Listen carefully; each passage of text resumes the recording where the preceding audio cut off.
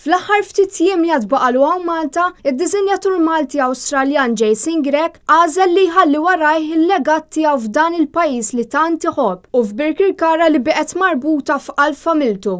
L-erba' u ngħaqad ma' tim kollu Malti biex ħadu diversi ritratti tal-libsa bl-arma tal-għaqda mużikali ta' Santalina fiċ-ċentru tal-Monti ta' Birkirkara.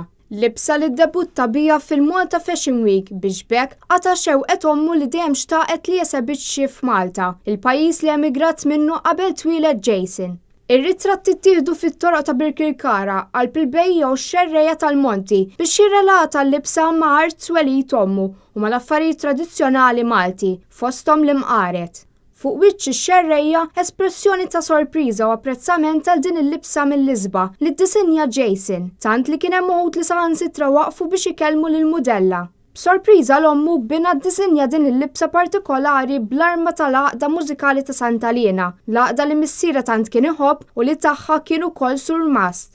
Hekk kif ħarġet il-mudella fuq ir-red carpet b'din il-libsa beda jindaq l-innu tal-bagri. Kummenti lin-Net News, Jason mill-ġdid tkellem magħna dwar l-imħabba li għandu għal Birkirkara. Because it's Birkirkara, it's where my parents grew up. Yeah. So it's really special to us. Din ma kienx biss xewqa tiegħu iżda wkoll tommu, hekk kif baqgħet tħobb lil pajjiżna.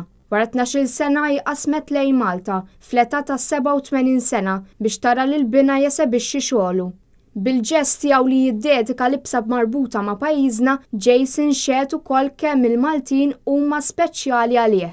I love them so much. They've just been really warm, they're really inviting, they're extremely sweet. My heart's full of love actually, with them. It's been really special.